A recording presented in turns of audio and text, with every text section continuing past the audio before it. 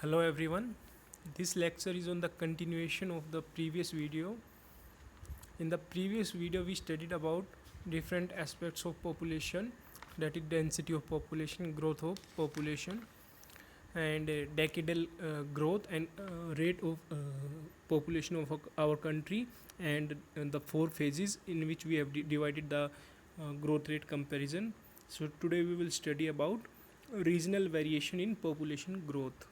So let's start.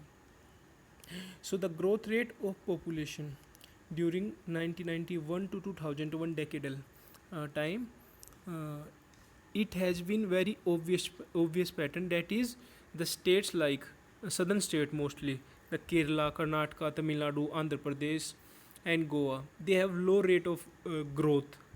So that is not exceeding about 20% over the decade, and Kerala has registered the lowest growth rate, that is 9.4, not in only this southern state group but also in the country as a whole.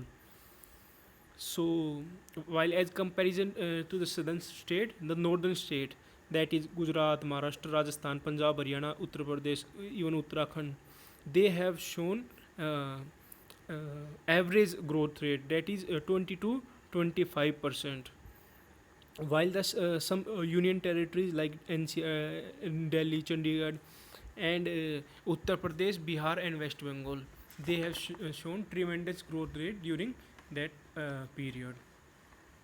So as population growth rate has been seen in different pattern in these different states, it show the policy towards the controlling of population between southern state and northern states. So next important aspect of population growth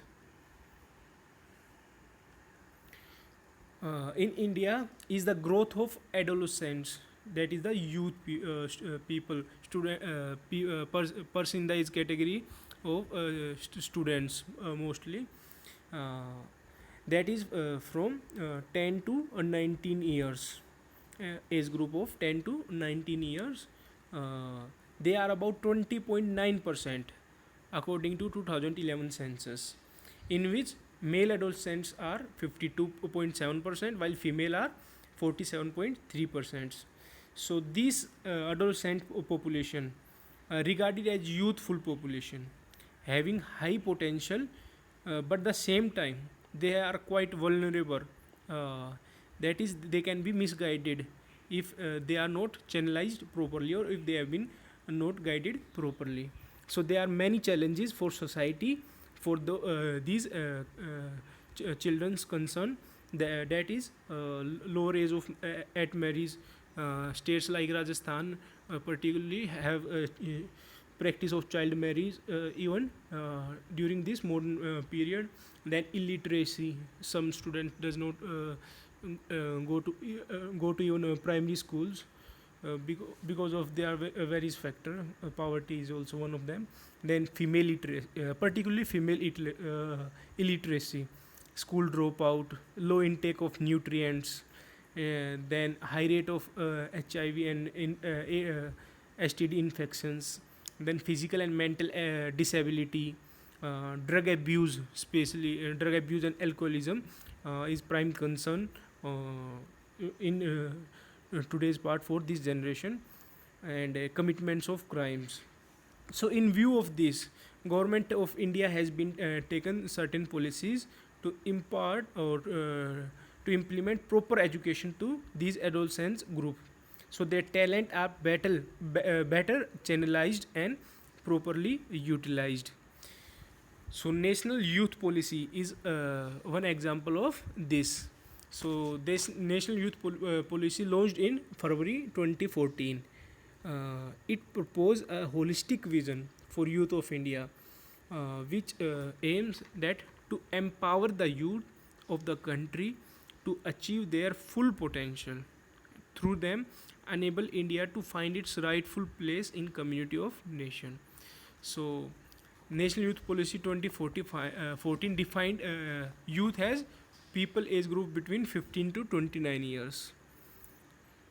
And government of India also formulated some policy of skill development and entrepreneurship in 2015 to provide an framework to all skilling activities being carried out within the country, and to align these to common standard and linking skilling with demand center.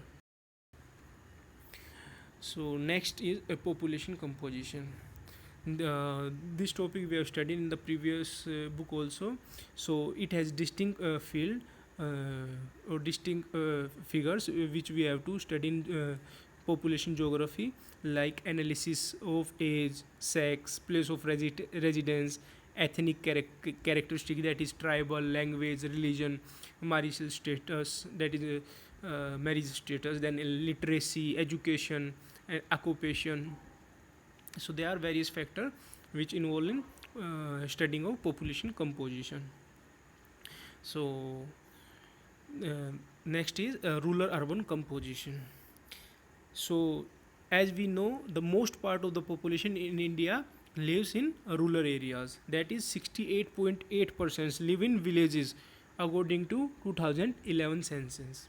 And there is one more important fact, that is around exact 640,000 and 867 villages are there in our country according to 2011 census.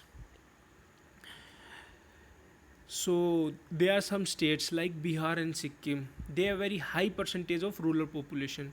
So Bihar and Sikkim have more rural area as comparison to urban area, whereas Goa and Maharashtra have almost equal urban and rural population.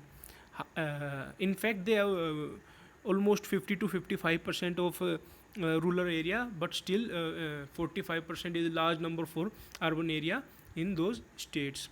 And union territories like Chandigarh, Delhi, Dadra Nagar Haveli, they are tending towards the urban compositions of population. So mostly urban cities are there. Uh, so population composition can be studied by how many persons are living in different states. So in hilly states, as the density is low, people live in 1 square kilometer are less in number. That is some are around 200% in hilly states of village area. Whereas in western Rajasthan, run of Kutch, where temperature and other physiological factors play their role, there also people are few in number, while Kerala and Maharashtra, they have large number of people living in rural areas, that is around 17,000 in a village. So they have huge size of village in Kerala and Maharashtra, whereas in hilly areas it is small in size. So this is all about rural area.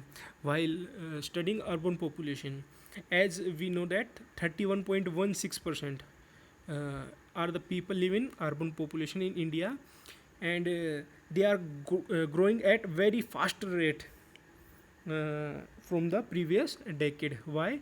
Because of enhanced economic development, improvement in health and hygienic conditions, better socio-economic conditions, and increased rate of rural to urban migration, that we have studied about push-pull factor in your previous book. So this can be the factor associated with the people moving towards urban areas. So next is a linguistic composition. So as we know that India is a land of linguistic diversity. There are many languages present in our country, almost 179 languages and 544 dialects.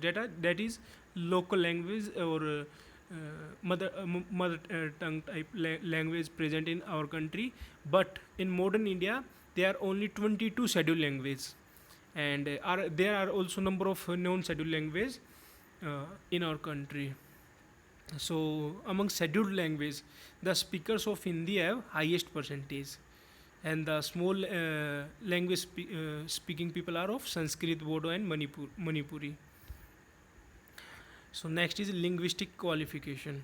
This topic we will study in next video. Thank you children.